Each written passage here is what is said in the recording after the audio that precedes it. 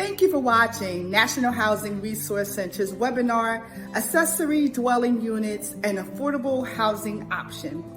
In this Leaders in Housing Counseling webinar, NHRC solicited the help of industry experts to help your organization understand the rules and regulations surrounding ADUs, how your organization might develop ADUs, and how to help your clients navigate the use of these units. If you would like to learn more about future Leaders in Housing Counseling webinars, there will be information at the end of this presentation on how you can sign up. Thank you so much for watching. We hope that you are both informed and encouraged by what you hear in this webinar. See you soon. Hi, everybody. So we have a really great panel today, and our very first speaker is Joseph Chaika with NeighborWorks America, and he's going to kind of give us the ADU 101. So Joseph, take it away. Thanks, Ellie, and thanks, Bruce. And Bruce, I got to say, your background is fabulous. I can hear the birds chirping. Just love it. It's very relaxing. So I'm pleased to be participating in today's webinar about the accessory dwelling units, and thank you to NHRC for including me and the NeighborWorks family. My name again is Joe Chaika. I'm a relationship manager in the Northeast region of NeighborWorks America. I've actually been working in the field of community development, housing, policy and planning, neighborhood revitalization and data analysis for a little over 32 years. However, I am fairly new to the NeighborWorks family, just started in February of this year. So I greatly appreciate this opportunity to share some of my experience and knowledge about ADUs. My role today is to provide a basic overview of ADUs. I'll cover a description of what they are, their history, pros and cons, challenges and benefits, financing and programs, and talk a bit about their acceptance in communities or lack thereof, zoning, feasibility, and demand within this very crazy, wild and woolly housing market. It's really a full day's conversation, but I'm trying to smush everything into 20 minutes, no pressure. So let's dive in and have some fun on this whirlwind tour. But before I begin, I must give credit to the recent series launched in May of this year from Shelterforce called ADUs Explained. It's an extremely comprehensive resource, one of the best I've seen in decades.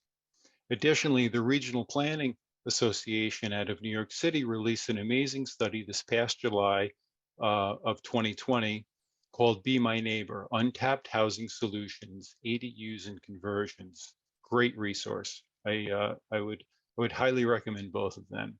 So I credit both of these resources up front as some of the following information taps into their incredible work. So let's begin and have some fun. Ebony, next slide, please. Thank you. What is an ADU, an accessory dwelling unit? Let's sort of run through these bullets quickly. It is a self-contained but separate habitable living unit with a full kitchen, bathroom facilities, and sleeping quarters. They're typically studios or one bedrooms. Very few two bedrooms. Sometimes they're allowed, sometimes they're not. You have to check your local zoning and building code. They must be associated with what is called the primary single-family dwelling unit on the parcel. And when combined, the primary unit and the ADU make up a single piece of real estate. They're typically found in single-family zone districts. Next slide. ADUs are usually referred to as granny flats, carriage house, an in-law suite, mother-in-law, father-in-law, some kind of an in-law suite, a backyard bungalow, or a garden suite. There's also a term called echo cottage. Next slide. ADUs can be established ADUs can be attached to the primary home or detached. They can be carved out of existing space in a basement, the first floor, the attic, or over a garage. Or an ADU can be a separate structure altogether, a small cottage. Next slide. An ADU is not a two-family home. Although small in size, they are not considered a tiny home. They are not mobile or on a chassis. They must be affixed to the ground. if they are a separate structure. And I'll say this up front, an ADU is not a magic bullet that solves our housing crisis.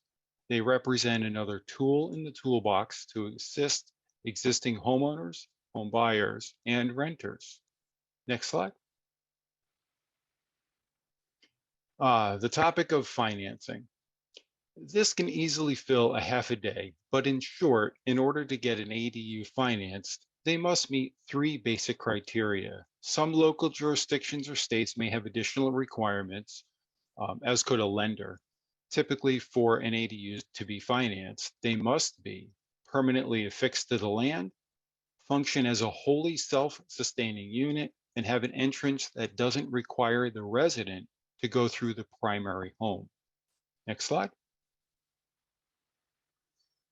ADUs are they're not new in the housing landscape. The legalization of ADUs actually began sometime in and around the 1980s. But ADUs actually go back much further in time. Farmers and other folks in rural areas used ADUs a long time ago to house extended families on their property. They also had a footprint in urban areas as well. Flash forward, during the 1980s, mortgage interest rates were well into the double digits. It was common to see 16, 17, even 18% rates. So if you thought today's rates were high, you go back to the early 80s, they were much, much higher. The suburbs were booming back then with construction. Urban sprawl from the 1970s continued on its pace well into the 80s. But housing affordability was a major concern, as it is now. Many housing advocates pushed for ADUs as a way to increase rental units, especially in high-cost areas. However, housing advocates, knew that changing single-family zoning to include rental housing would be extremely difficult. There were lots of NIMBY attitudes, or even something worse, a term I called banana. And the acronym of banana stands for build absolutely nothing, absolutely nowhere, anytime. Many pushed ADUs as a housing solution for the elderly who were aging in place and for young families just starting out. This rhetoric was a way to calm the nerves of residents and local decision makers' fears about race and changing the look and dynamics of a neighborhood. As a result, early local policies required owner occupancy and renting to relatives only, and thus the housing was not subject to fair housing laws. More on that later from one of our great panelists today. The most recent housing crisis and need for additional rental units, plus a needed revenue stream to help offset the cost of home ownership, has put ADUs back in the spotlight. Make no mistake, ADUs have a checkered past, and again, they represent only one tool in our toolbox. Next slide. Long established on the West Coast back in the 1990s, there was a lot of early popularity in more progressive communities of Portland, Seattle, and Vancouver, Canada. They were really the pioneers of ADUs. There were incentives and jurisdictions changed single-family zoning to accommodate ADUs. Some communities eliminated the owner occupancy requirements and had incentives to build incentives like waiving local fees, relaxed design and setback standards, relaxed codes. In California, cities like LA, San Jose, Santa Cruz, and Oakland are forging ahead with ADUs. Communities in Florida, Texas, and the Carolinas are allowing more and more of them. And there is slightly more recent acceptance in the Northeast, like Massachusetts, New Hampshire, and Vermont. Next slide. Not much data on the numbers of ADUs at the national level. It's really a mixed bag. Some specific studies and research by trade organizations, advocates, and those in the construction sector have been done. Local data, again, a mixed bag. Some building departments track it, others do not. The census does not survey households for ADUs, so there's not much help there. And there are many illegal ADUs in some markets, so counting ADUs is a challenge at best. Next slide. Freddie Mac estimates 1.4 million ADUs were in existence back in 2019. When they did their data, they really did a lot of scrubbing. Scrubbing means combing through millions and millions. In fact, they combed through about 600 million MLS transactions that went back to 1997. Sorry, MLS is multiple listing services.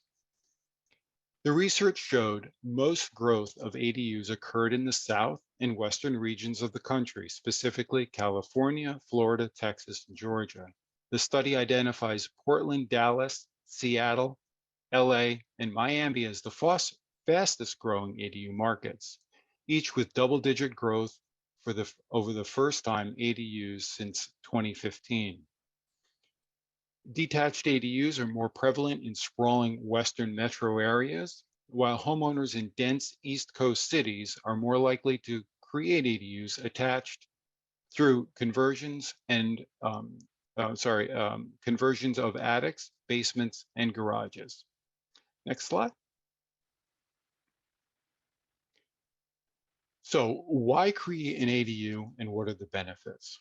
Well, it supports both the owner and the renter, provides housing for a relative, a member of the family, and renting housing for non-family where allowed. Assists those aging in place, a grandparent or parent, offers living space for an adult child returning home from college, a trade school, or something to set up as a starting apartment. And in today's climate of high housing costs, that's critical. Next slide.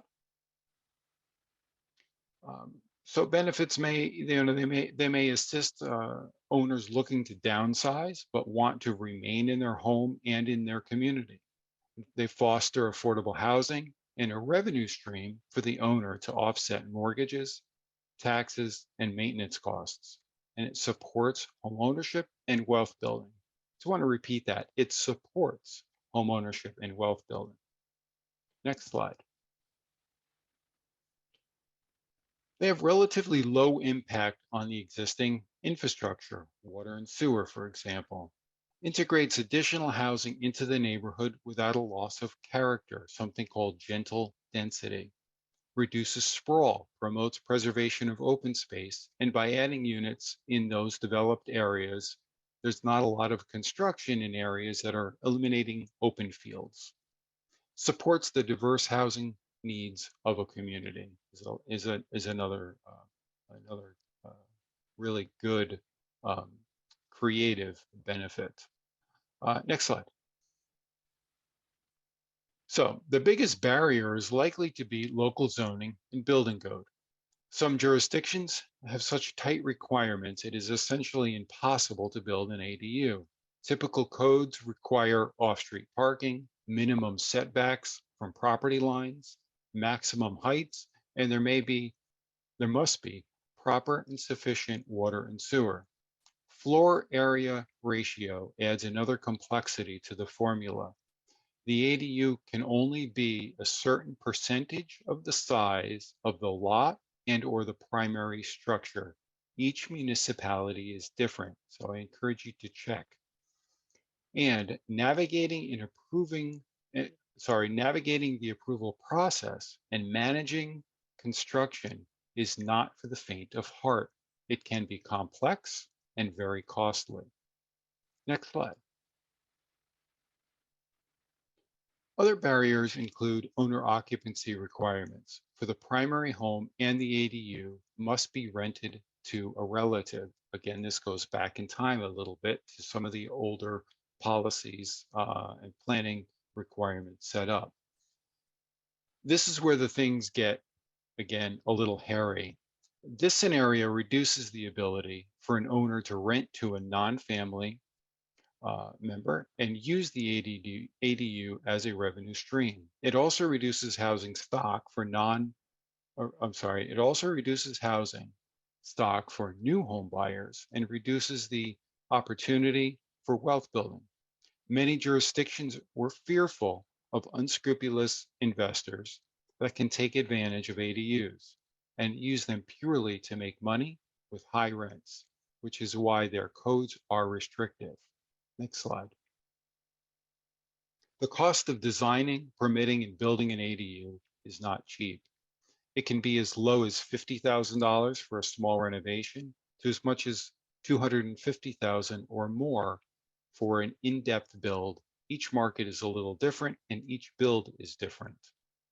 Of course, today's supply chain and labor issues are still problematic and they are pushing costs higher and higher. Access to capital is very difficult, especially for those existing homeowners with limited equity, no cash, other borrowing challenges. And then there are the appraisal issues. The valuation of a home is not universal in this appraisal world. Rental revenue is often not part of that formula. Again, that's an entire half a day seminar onto its own. Next slide. You'll be hearing from another panelist in a few moments, but I wanted to share two examples from NeighborWorks affiliates, both in California. NPHS in the Los Angeles market, established a factory-built ADU financing program with very attractive terms, and it uses a model to support affordable housing. You can see the terms on your screen. Up to 100,000, 20-year loan, about 7% interest. Not bad. LTV not to exceed 85%, much better than most lenders. Next slide. Self-help enterprises, in partnership with the city of Clovis, California, they created an extensive model to build or repair ADUs, again, in support of affordable housing and wealth building. Very attractive terms. Lots of details on that slide. Take some time later on to look through, go to their website. You'll find it an amazing program. Next slide. So a little bit on the national plan. I'd like to spend a moment to acknowledge that ADUs were recognized in the newest Federal Housing Supply Action Plan. Specifically, the proposed plan will deploy new financing mechanisms to build and preserve more housing where financing gaps currently exist, which include ADUs. Scaling up ADUs and pilot ADU programs and home renovation financing tools. This is in support of ADUs being used to offset the cost of homeownership and expand the supply of affordable rental housing. Coupled with the local jurisdiction's zoning changes, it could lead to the creation of more than 1 million ADUs over the next 5 years. Provide housing supply fund financing to assist FHA and FHFA pilot and scale new financing options for low and moderate income homeowners. Funds would be distributed to states and local housing finance agencies focused on streamlining financing tools to reduce costs. HUD will encourage grantees to develop housing that directly meets the identified local needs. States would be flexible, and states would actually have the flexibility to support programs up to 150% of the area median income in some high-cost areas. Next slide. So, closing remarks. I covered a lot in a short period of time. Again, in closing, I submit the following. ADUs are part of an overall strategy. They're not a panacea. There have been and may be some unintended consequence, and there are limitations. Not everyone wants to be a landlord and a homeowner. Becoming a first-time homeowner and a landlord at the same time is not an easy task. Accept the fact that there will be investors in the market, and many homes will be taken by those investors. There are many barriers, such as navigating zoning and permit process, costs, access to capital, appraisal issues, and value gaps. There's the possibility of owners being house rich and cash poor as a result. There's limited access to capital. State and federal resources are needed to assist in the financing of ADUs. Educating homeowners, local officials, and decision-making bodies like planning and zoning boards is paramount. This may lead to reforming local codes to allow ADUs. Next slide. There have been and still are discriminatory zoning practices and fair housing issues. We still see exclusionary zoning and use restrictions for family members only. In gentrifying neighborhoods, some of the new and more affluent residents are building ADUs with high rents. In some cases, these ADUs are built as short-term rentals, STRs, and even if not allowed and new owners not following the local codes, they're still happening. Existing homeowners are sometimes held to a different standard. There's not a level playing field in every municipality. In gentrifying neighborhoods, existing homeowners may be forced out due to rising costs, things like taxes, higher development costs. As a result, when existing owners have lower incomes, there's often less cash available, possibly lower credit scores and other debts, and limited access to capital, thereby reducing the opportunity to build wealth, generational wealth. However, in stable markets, access to capital and reasonable local policy, ADUs can be used as a wealth building tool. Neighborhoods of single-family homes can accommodate ADUs and still maintain their low-density visual character. Last slide. And that wraps it up. And I want to thank you all. I reviewed quite a bit quickly, but if you have any questions, I'm sure the chat bar will be open. Thanks. Thanks so much, Joe. So I want to let everybody know that we were on a call about a month or so ago with a few different organizations, with HUD, and Catherine Peoples was on the call, and she mentioned the fact that the president had added ADUs to his affordable housing plan. And so, of course, first thing I said is, wait, what does ADU stand for? And so she started talking about accessory dwelling units. And as a result of that, we decided to do this webinar to get the word out there across the country. Now, on the West Coast, there's been a lot more time and energy put into developing and managing ADUs, but it's a little newer in the middle and eastern parts of the country. And not all states even have rules that allow for it. So at any rate, Catherine Peoples, who's with HPP Cares in California, is kind of the reason for this webinar. And so I'm going to let her take it over now and talk about the program that they have in California. Wonderful. Thank you, Ellie, for this opportunity. And I can't echo the sentiment of thank you, Joseph, for doing a fabulous explanation to our participants today with regards to what is an ADU, because a lot of people are just that saying, what is ADU? What does that mean? And so as a housing counseling agency here in California, in a state where we are moving the needle when it comes to providing affordable housing options through this process, I jumped in immediately once I recognized this opportunity. And so just to give you a little background, I'm the executive director of HPP Cares, which is a HUD-approved housing counseling agency serving Southern California and pretty much now all of California. And so in 2019, our forward-thinking governor, Governor Newsom, had come up with a bill, SB 1079, and he was doing some expansion to it. And I really saw an opportunity to step in. Hence, fast forward backwards a little bit. I assisted several consumers up to the 2019 year with construction issues. Individuals who had fires in their home, individuals who just had really shoddy contractors who had taken advantage of them. And so I'll tell you, the stars must have aligned with regards to having our organization step into this arena. So we came up with, because of the experiences my consumers had, we came up with the issue of how can we assist consumers with just construction issues? And then hence came the ADU initiative. And so we created a whole package known as Housed by HPP Cares, which is teaching individuals or property owners how to design, finance, construct, lease, and protect their ADUs. because at the end of the day, this is a great opportunity. There's opportunities for grant funds, but a lot of consumers, property owners, are just getting into home ownership.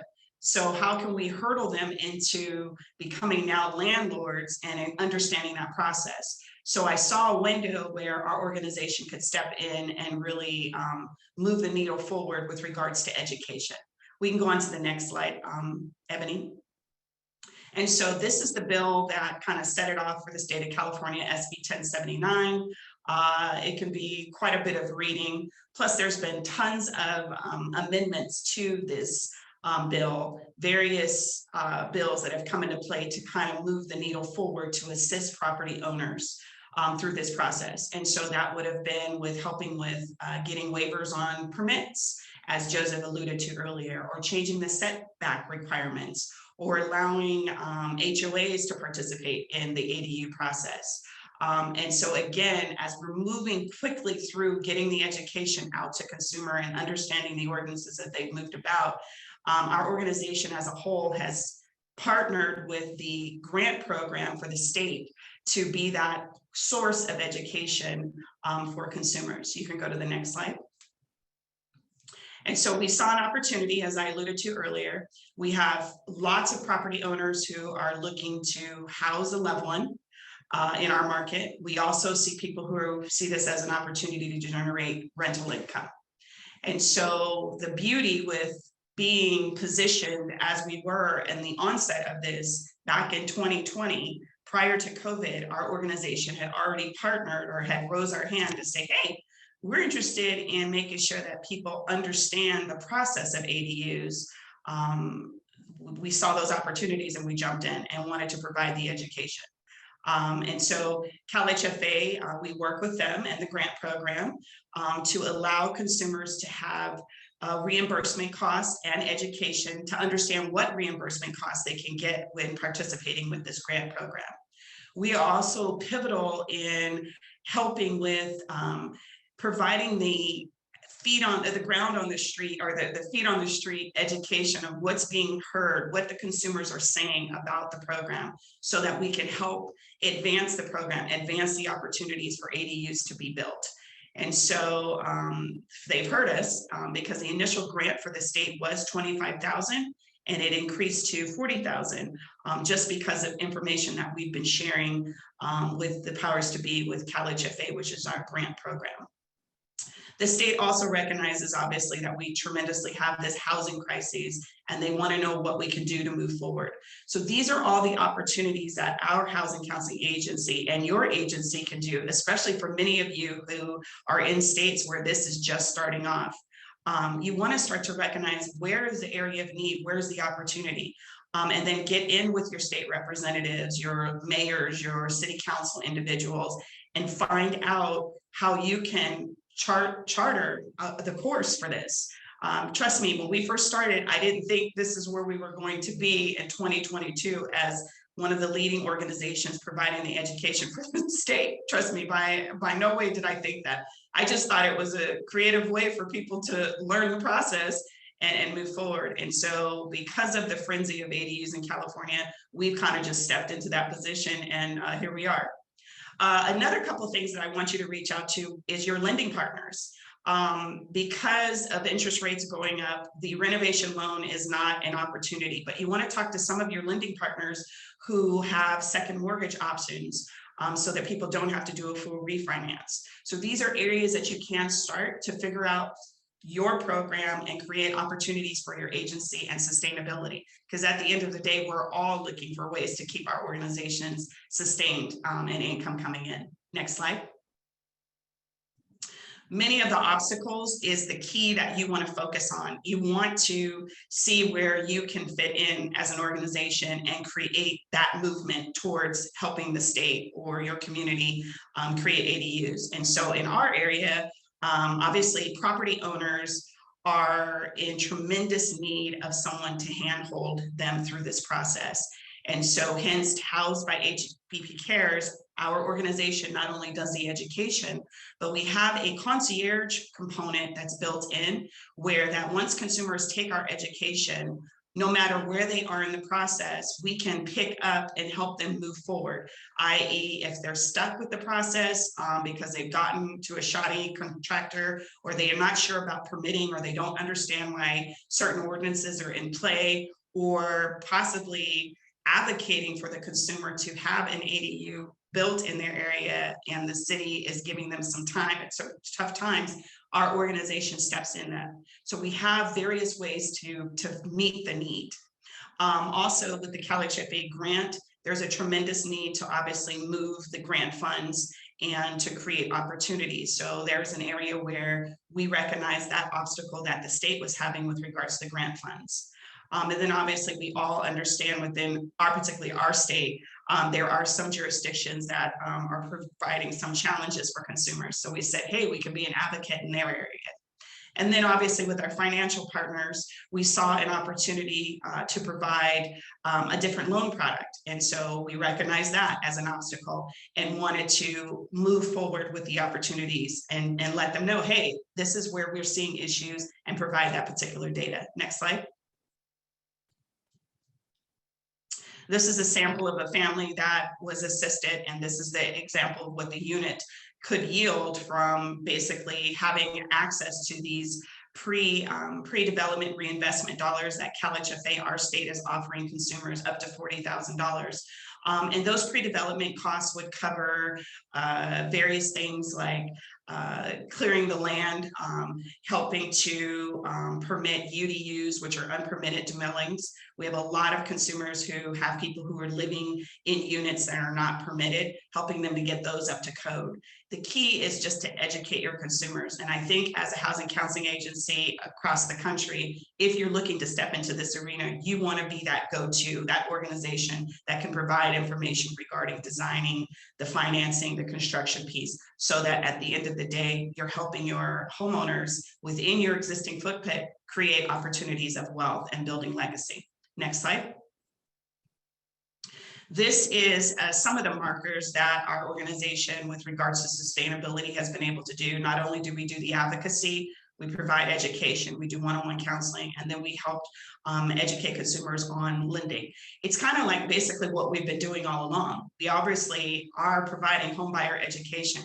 We're helping people figure out their debt to income and making sure they're mortgage ready. So now you just basically spin your program to show or to create opportunities of how people can ADU.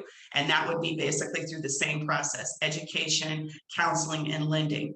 I will tell you a couple pointers that I would suggest for those of you who are trying to start a program is making sure that the grant funds for your states, your cities, your counties are coupled with the education. And I think that's key. So many times we're always the last entity or group that's looped in after the fact, after the consumer has been taken advantage of or the property owner has been scammed. And so you want to set precedent for your areas and your cities or counties and say, hey, you know what, we're here, we're already doing this work. Allow us to step in, provide the education, the advocacy, and the counseling that consumers need through this process, so that they know they have an unbiased location to come to, ask questions, get assistance so they can move forward in the ADU process. But this is just something that we do offer statewide. From project management, we are the centralized source for not only education, but also the step-by-step process for consumers that are out there looking to do the ADUs. And again, I tell you, it just fell in my lap. I was doing construction pieces and assisting people. Then the ADU initiative was revised and it allowed a lot more opportunity. We stepped in at the beginning of 2020. We created this education, and trust me, it initially started with just the design of an ADU. And we've seen all the areas like financing, like construction, the business of ADUs, teaching consumers the landlord-tenant rights and responsibilities that they need to know moving into this process, the fair housing components that are involved with the ADU process. We've become that full circle, and trust me, we've evolved over the years with the education. But this is just something that our organization has put together. It has definitely created an opportunity for sustainability, not only for creating our education and allowing it to be coupled with the down payment assistance programs or the ADU assistance programs. And we're able to create a source of income from that. Now we have evolved in starting that concierge piece where we are actually putting an action plan together so they know step by step.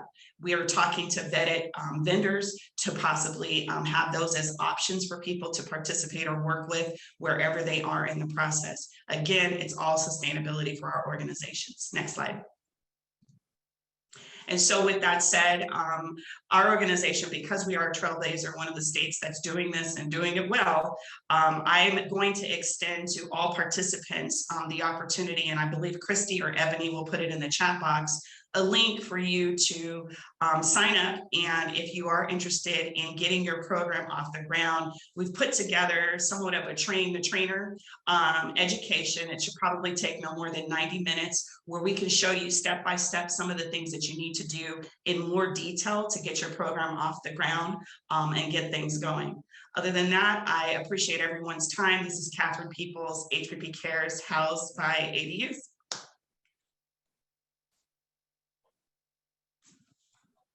Great. Thanks so much, Catherine. So now that we got that excellent overview from Joseph, and we have some of the brass tacks from Catherine, we're going to now move to an organization that's based in North Carolina, Durham Community Land Trustees. Sherry Taylor is going to talk to us about a program that they have. Now, again, I mentioned earlier that in the East Coast, this is not as prevalent. There's been a lot of rules against ADUs, but in North Carolina, things have opened up a little bit, and Sherry's going to talk with us about their program. So Sherry, take it away. All right, good afternoon, everyone, and thanks, Ellie, for having me today. Again, my name is Sherry Taylor. I'm the asset manager at Durham Community Land Trustees. We call it DCLT for short. I'm a licensed real estate broker, developer, and former urban planner. So I have the privilege of telling you about our CLT+1 pilot program today. We started this back in 2020. We call it the backyard solution for affordable housing. But before I get into that, I want to tell you a little bit about DCLT. The organization has been around for 35 years, providing shared equity homeownership. We also have a rental portfolio of over 300 units. Most of those we self-manage. And the majority of those units are single-family homes and duplexes. And that point is going to be really important when we talk about the CLT+1 program. Next slide, please. So this is what we're going to be learning about today. I'm really excited about this project because homeownership provides stability, and stability, it lays a foundation. CLT+1 is an initiative that can expand the possibility of homeownership, especially in markets like ours that are just super competitive, where, real estate prices are really outpacing incomes and people are being displaced. Next slide, please. So here in Durham, I'm sure lots of you have the same issues in your jurisdictions. Many homes go under contract in under 24 hours with multiple offers. The inventory of homes is extremely low, and the prices are outside of the range of most buyers who are 80% area median income or below. So just like we're having a squeeze on our for sale inventory, rent prices are also astronomical here. You would think during the pandemic that they would have lowered, but here in Durham, they actually rose by 20% in 1 year, and they have not come down. Home prices also rose 18%. So we are having a real problem housing people, and even if they do qualify for a mortgage, finding housing that they can afford. Next slide, please. So with CLT+1, we developed this pilot program because we were trying to figure out how we develop property that can help build wealth, but also increase the purchasing power of low and moderate income people, all in one transaction, working with the land that we have available to us. So rental income from an ADU can assist with wealth building, but also increase the number of affordable units. We also wanted to honor existing neighborhood scale. Not every neighborhood or street is meant for a large multifamily unit. And this way we can increase density while maintaining the existing neighborhood fabric. Next slide, please. So some of the previous presenters have already went over what an ADU is, but this graphic really shows how they can be applied. Detached, attached, interior, or what we would call a basement ADU sometimes, and they're permanent living quarters. Every jurisdiction is going to be different. So really understanding your local code is going to be important in developing an ADU program. First, you have to really figure out, can you do it? Is this already allowable by code? It's only been allowable in Durham for the last 3 years. And I just wanted to add that you might have to tweak your local ordinance after it gets permitted. Just an example I'll give here in Durham, when in 2019, when this first came about, you had to extend new water and sewer lines for the ADU. That made it more expensive. After about 1.5 years, the development community came together and said, look, can we just tap into existing water lines? That's going to make these a lot more easy to develop.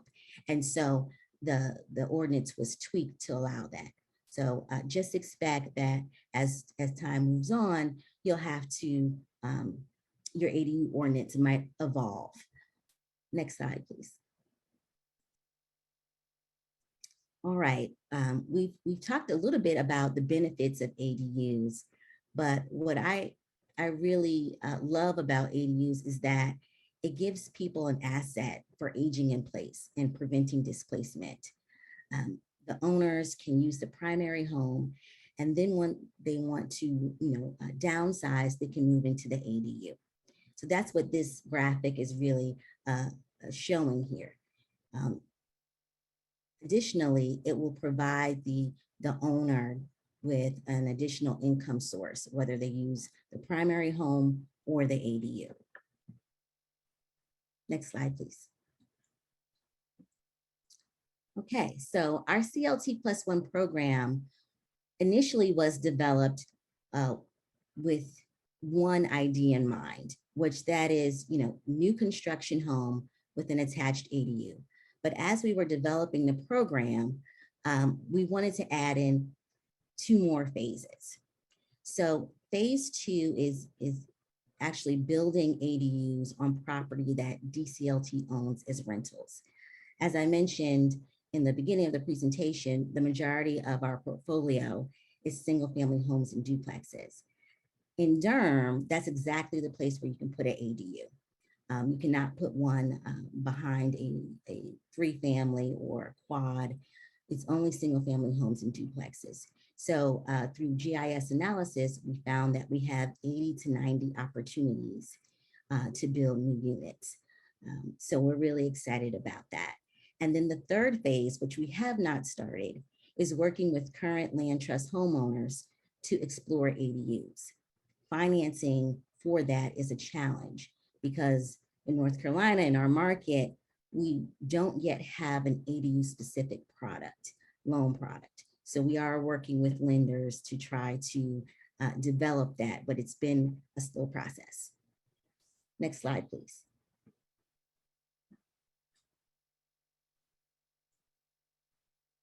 Oh, next slide, please. Thank you. So our CLT +1 program is focused on home buyers at 80% AMI or below. DCLT will continue to manage the rental unit, the rental ADU, through our property management agreement. We want to support our homeowners throughout the life of the property, and we want to make sure that they're successful. Management of the ADU or the primary home, if they switch, will be a requirement, but all of the rental proceeds will go to the homeowner. One way we decided to manage risk with this program is to have the home designed with an attached ADU. That way it could be appraised as a duplex if needed. We are very new in this part of the industry. And so we know that our appraisal teams and our realtors and our lending professionals aren't accustomed to ADUs yet. So this is a way to mitigate risk. We also will be providing landlord training to our homeowners so they understand before they even purchase the home what they're really getting into. Of course, this home will still be part of our shared equity model of home ownership, where the owner just owns the structure and the land is still owned by DCLT. Next slide, please. So this is our CLT+1 custom designed home. This is called the Linwood. It is a 4-bed, 2-bath home that is accessible on the first floor.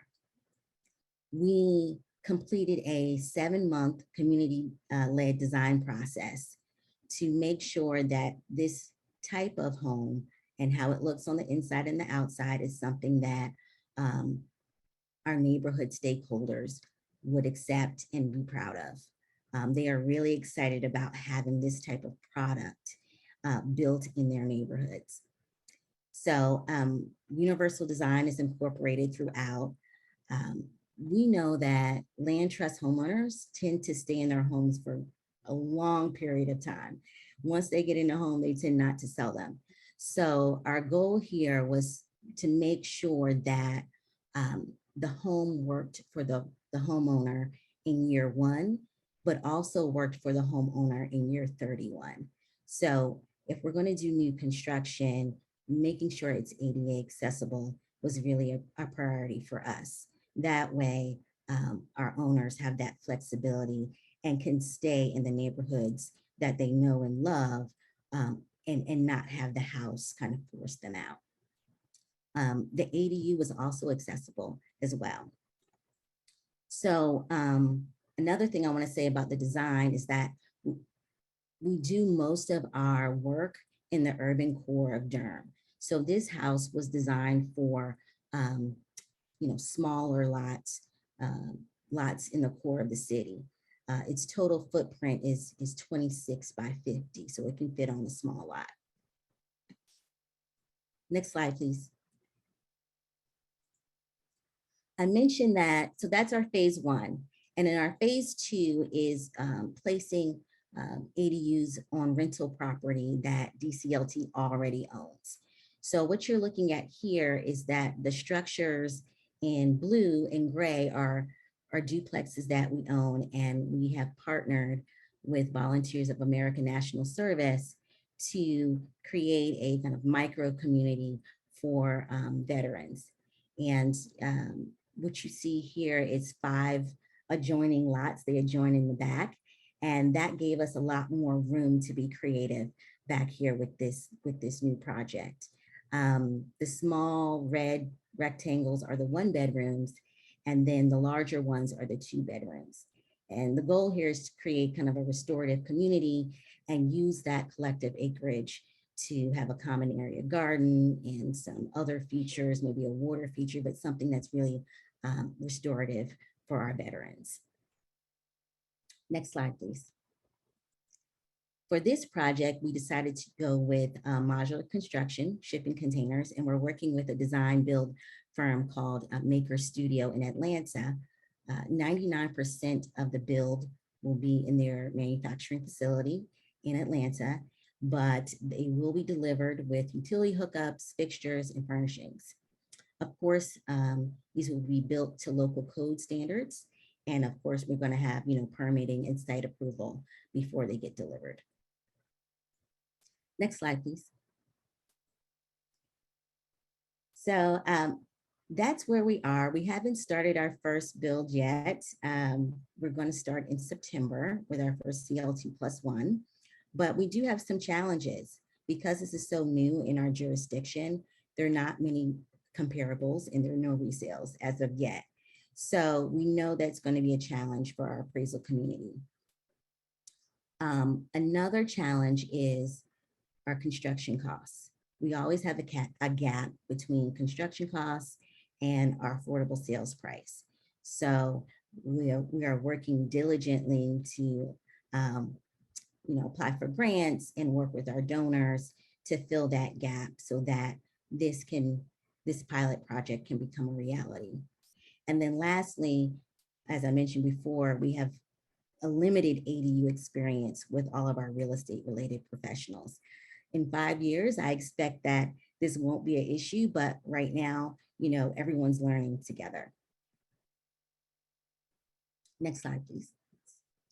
So our next steps is construction of this house you see right here, our CL2+1 Linwood model. We're going to continue pre-development on our additional home sites and complete our pre-development process on our veterans cluster, which we're really, really excited about. Again, my name is Sherry Taylor. Please, next slide, please. And this is my information here. I'm the asset manager with Durham Community Land Trustees, and we are really excited to bring this wealth building opportunity to the city of Durham. Thank you. Thank you so much, Sherry. That was wonderful. I want to, just before we move to our next panelist, I want to remind everybody, if you can put your questions in the Q&A box, we'll be better able to track questions. I don't want to miss anybody's questions. And when you put them in the chat box, they get mixed in with any other kind of chat that's happening. And I'm afraid that I will miss some of your questions. So if you have asked a question and it's been answered, just know that it's going to get asked again so that it's out loud and other people can hear the answer and it gets to be part of the recording. All right, so with that, we're going to move to our final panelist, Debbie Goldberg with National Fair Housing Alliance. And this is, in one way, one of the most important parts of this presentation, really being able to think about and look at what are the fair housing implications related to accessory dwelling units. And so with that, I'm going to hand it right over to Debbie. Thanks, Ellie. It's great to be with you all here today. And I learned a lot from the previous 3 panelists, so I want to thank them all as well. So I'm Debbie Goldberg. I'm Vice President for Housing Policy and Special Projects at the National Fair Housing Alliance. For those of you who don't know us, NAFA's mission is to eliminate housing discrimination in all of its forms, in all markets, for all people, and to create equitable access to housing opportunity for all. We have local members all around the country. Some of you may work for a NAFA member organization, and if you don't, and there is a private fair housing group in your community, I hope that you work with them if you don't work for them. So I wanted to come at this issue of ADUs from a slightly different angle than the previous speakers. First, to talk a little bit about sort of the policy perspective on ADUs, and then, as Ellie suggested, to dive more deeply into what some of the fair housing implications may be. So, this idea of ADUs is not new, as Joe told us. And in fact, I don't know, 30 plus years ago, when I was just getting started, I worked on a project here in the Washington, D.C. area where I live on ADUs to try and get the city of Washington to expand the ability of homeowners to include ADUs in their properties.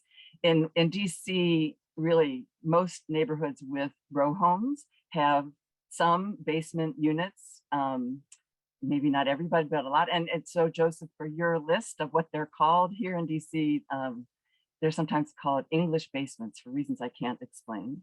I now live in the suburbs of DC, and the house that I live in, where I'm sitting right now, was built in 1948. And the space that I'm in actually has a walkout basement, and many of my neighbors have taken this space and converted them into ADUs. So the idea goes back, many years, right? But it's a hot topic right now. And I would just say, I don't know what your inbox looks like. I've probably gotten 5, I don't know, maybe even 10 announcements just in the last few weeks about webinars like this or others that are focusing on ADUs. And I think Joseph kind of gave us the clue for at least one reason why this is such a hot topic right now, which is that It is part of the housing supply strategy that the White House announced not too long ago.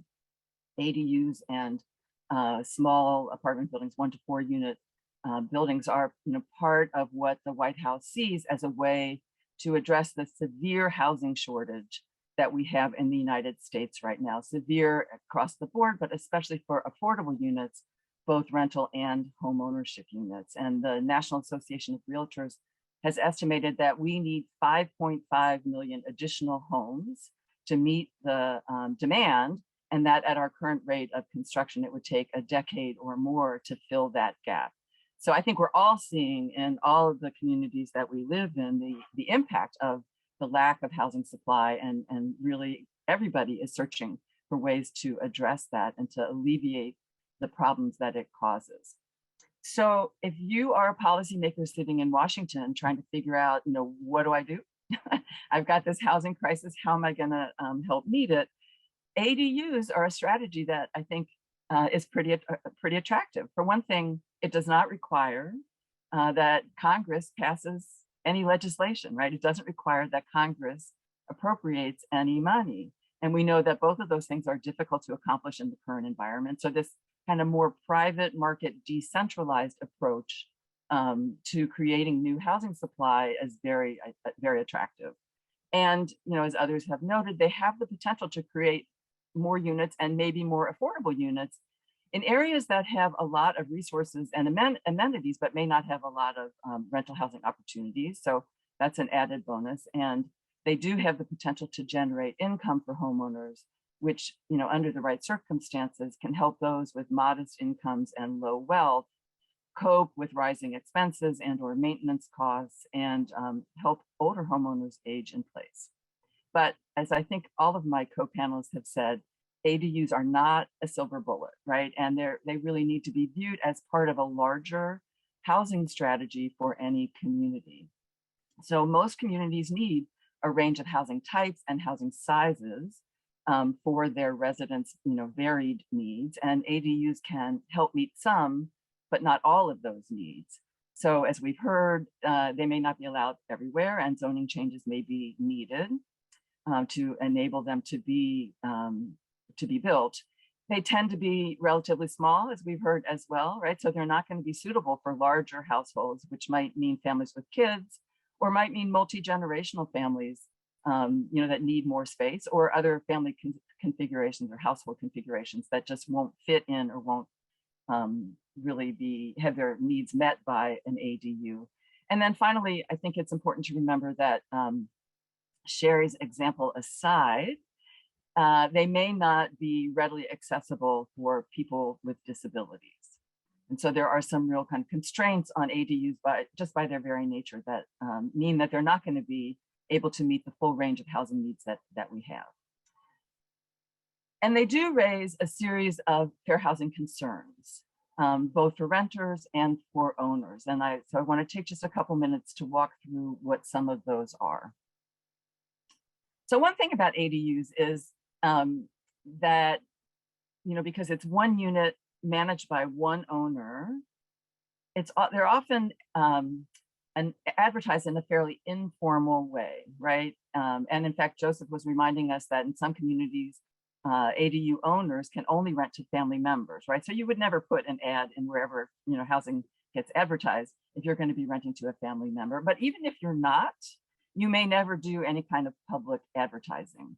It may really rely on word of mouth, which raises concerns about who knows about the opportunity to rent that ADU, who has access to the opportunities that it in turn opens up for the tenant who doesn't know about it and doesn't have that opportunity. And what does that mean from a fair housing perspective, right?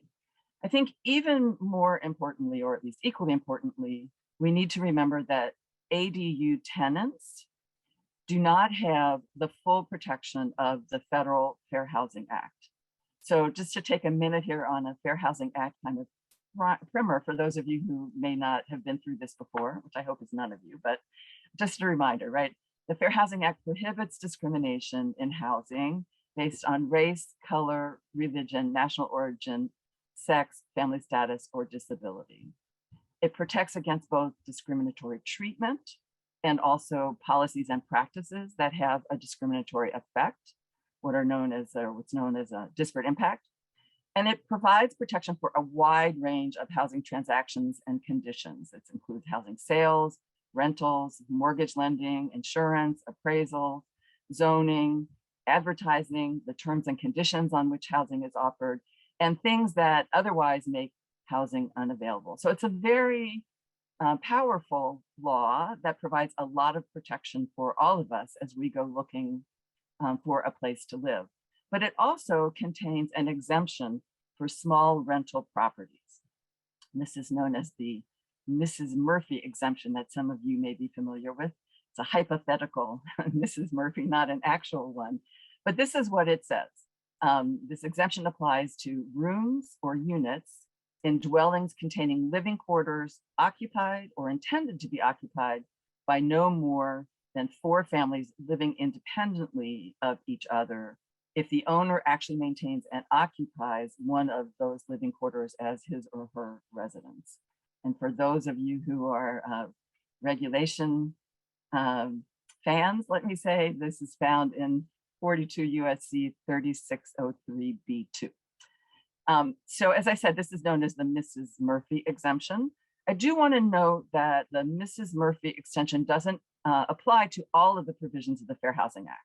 So there are 3 sections that it does not apply to. So that ADUs are covered by these 3 sections, which are claims based on section 3604C, which covers discriminatory statements or advertising, 3605, which covers discrimination in real estate related transactions such as lending, insurance, and appraisals, and 3617, which covers harassment, interference, and intimidation. So a tenant in an ADU would have protection under those provisions of the Fair Housing Act. But when it comes down to the basic decision about whether the owner is going to rent to you or not, you are not protected under any of the categories that are covered by the Fair Housing Act. I will note that ADUs would be covered under a different civil rights law, the Civil Rights Act of 1866. And under that law, sections 1981 and 1982 prohibit discrimination based on race and national origin. But an issue to recognize with 1866 is that the only way you can enforce your rights under that law is by going to court. So you may know that under the Fair Housing Act, you can file what's known as an administrative complaint. You can go to HUD or to a state or local agency to get your rights protected and enforced. But under the Civil Rights Act of 1866, you have to go to court. So as we all know, that's expensive, it's complicated, and that may be a barrier for many tenants. And then I would just also note on the kind of legal front that state or local laws may cover ADUs, may not have exemptions like the Mrs. Murphy exemption in the federal act. And we at NAPA are currently actually looking at the laws in all 50 states to determine which ones do and which ones do not cover ADUs, in which states people would have protections, even though the Federal Fair Housing Act might not provide that protection. So that research is underway, and I'll make sure that we share it with the folks at NHRC when it's done, so they can in turn share it with you. Okay, so those are some of the fair housing considerations for renters. For owners, it's a little bit different, right? So we've heard about some of the financial implications of trying to put an ADU on your property and the cost that is associated with that. And I think it's fair to say that most homeowners, at least many homeowners, are not likely to have the cash on hand to create that ADU, whether it's internal to their existing home or a freestanding structure on their property. And that means that they have to get financing, right, for the construction. And for those with modest incomes and limited wealth, which will include many homeowners of color, may face barriers that I think you are all very familiar with, right, in getting a loan to create that unit. And as we've also heard, it can be a very complicated process, right? There's the design part of it where you have to not only make the unit work, but comply with local building code requirements. You have to go through permitting, through construction, get inspections. You may need a certificate of occupancy. You might have to register as a landlord with your local jurisdiction or get a business license. And then there's the whole rental process, right? You got to figure out about a lease. You have to find and screen your tenants. You have to collect rent. You have to manage repairs or other complaints that you get from your tenant. And there may be situations in which you have to evict a tenant for non-payment or for lease violations. And you need to understand your rights and responsibilities as a landlord. So as I think Catherine said, this is not necessarily for the faint of heart. And that's something to think about. Who has the resources to manage all of those parts of a process? So I guess I just want to close by saying, I think that, we've heard from the other speakers today that ADUs can actually be a real benefit to renters, to owners, to the community, and they can be done in a way that is fair for everybody concerned. But if we're going to make that happen, we have to be thoughtful about how we approach the changes to the local zoning ordinance. We have to ensure that there are good protections in place, fair housing and other protections for the renters. We have to make sure there's affordable, sustainable financing for the owners who want to create ADUs. We have to provide assistance with the design, permitting, and construction process, and training and guidance on finding and dealing with tenants.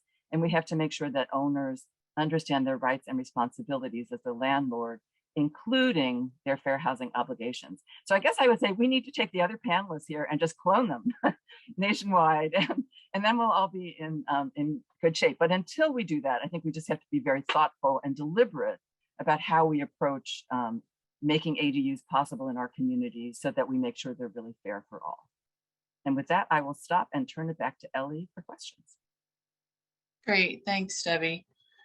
Okay, so we have a lot of questions, and I know that for most of you, the panelists have directly answered your questions, but I'm going to ask them out loud so that everybody can hear the answers. All right, so the very first question that came through is, how are ADUs different from apartments?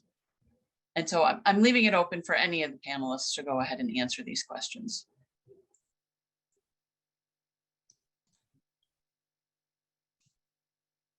I think I wrote in the chat that they're not much different than apartments, except that they can be detached. And typically you won't have frontage on the street. Your front door will be in the rear or on the side.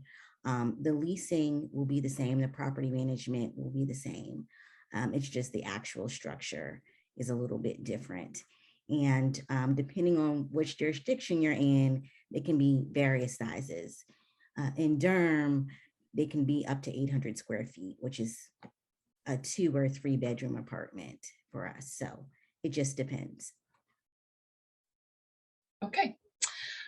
All right, the next question is, what are some of the successful advocacy strategies used to overcome zoning issues? And Joe Chaika had put something as an answer, a link, and I had posted that in the chat box. So if people want to scroll into the chat box, an example of collaborative work from Louisville, Kentucky is there. But Catherine, did you also want to additionally answer that? Yeah, certainly. So I think if anything, you just need to know the code, the law for your area, your jurisdiction, city and county. I think that's the biggest thing. And there's been a couple other questions that have come in. We have been able to advocate successfully because we spoke exactly to what the code is for the state. And therefore that moved the needle to whatever the hurdle was, i.e. you're not supposed to have fire sprinklers versus you are supposed to have fire sprinklers, i.e. we're not allowing ADUs just because we're not allowing ADUs in some prominent affluent communities throughout the state. That has caused them to now start the permitting process and to allow ADUs. So again, it's understanding the code, understanding your building and safety requirements and things of that nature to then move the needle forward so people are able to ADUs. Because trust me, the whole density thing, the whole, it's going to be causing our schools to be impacted. It's going to cause our neighborhoods to change because with renters comes people of color, has been some of the statements that have been made within some affluent areas of California. we basically take them back to code and say, this is what is allowed by the state and it needs to happen. And if I could just jump in on that last part there, I'm sorry, Joe, just to say, when you have a situation where people in the community in a public setting are saying, we don't want ADUs because that's going to attract people of color, you know, that sets you up for a potential lawsuit under the Fair Housing Act. So you want to make sure your local officials know that they may have some fair housing liability if they are swayed by people who make those kinds of comments, or things that, you know, are code for those kinds of comments. And I would just add, you know, community engagement and community education of your local decision makers is critical, not only in what Catherine and Debbie just alluded to, but also the need for affordable housing. What are the numbers? Let the data speak for itself. You can describe the need for affordable housing in terms of who is it that we're providing housing for? The essential worker, the people we count on every single day to make our lives and our world continually move.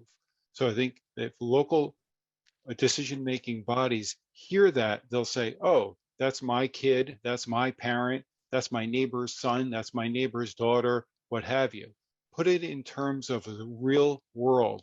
Who are these folks? You need a diverse community to make to make housing work. Great. Okay, next question. Are there any best practices or models for shared rent for the low-income homeowners that could partner with nonprofits to build the ADU and share the rent for repayment of the loan?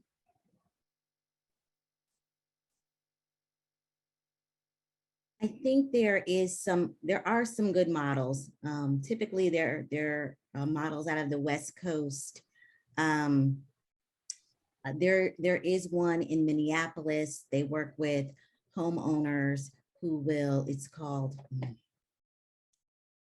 I'm blanking on the name, but they work with homeowners who will commit to housing a veteran in an ADU for 10 years. It's called yard homes. And so with that, they help the homeowner with the financing and sharing of the rent until the unit is paid off and that 10 years has passed. So that's one I can think of that, you know, the homeowner isn't necessarily saddled with an additional mortgage or loan payment because of that affordability and working that out with the veterans voucher. Catherine, did you want to add anything? Yeah, certainly. It's a program here in California, a shared appreciation or a shared equity model. I can get into more details, but there's various groups that are doing that and utilizing that. Some are nonprofit and then some are for profit. So there's definitely the models there. It's just getting you the information so you can, you know, set it up or create that framework for your agency. And if any of you have links to these programs that you're talking about, send them along to Ebony Cartwright, because when she sends out the recording, she can send out links to these resources as well. Most certainly. Okay. And I think, Catherine, this question was directly for you when you were talking about your program. Are the grant funds from the state or HUD or Cdbg? It's a mix of everything. It varies. We have just state directed funds. We have stuff that comes from the home fund, CBD dollars. It all trickles in different ways. So we cover that. Okay. How have you handled staffing for the ADU business line? Has your current staff, and I think this might have been for either one of you, Sherry or Catherine, has your current staff added ADU related to their workload, or do you have dedicated staff?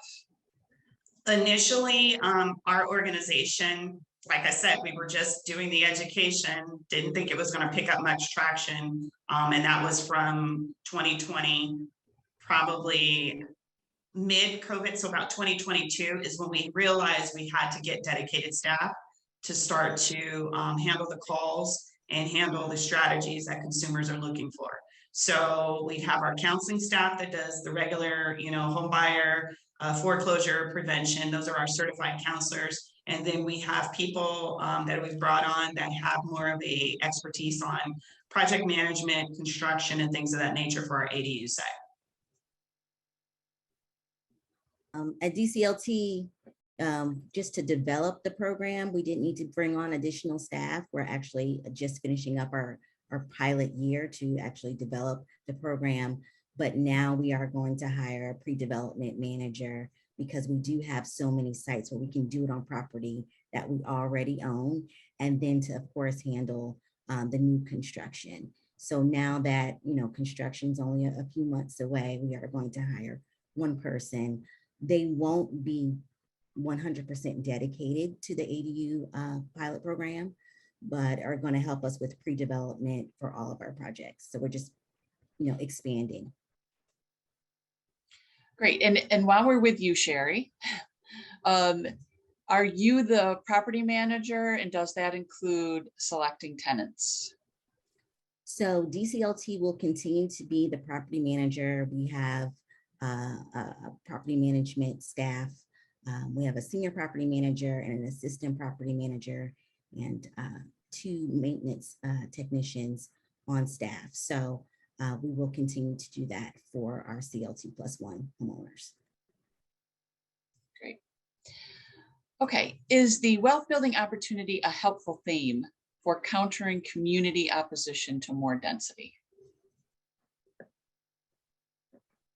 I somewhat answered that question in the chat. And I think when you're dealing with your officials, your city officials, your mayors, your governors, and things of that nature, you want to speak more so towards the affordable housing, the housing crises that exist more so. And then when you're dealing with getting your consumers to engage in your education and to see the benefit from taking the class, that's where I would speak more so to the wealth piece.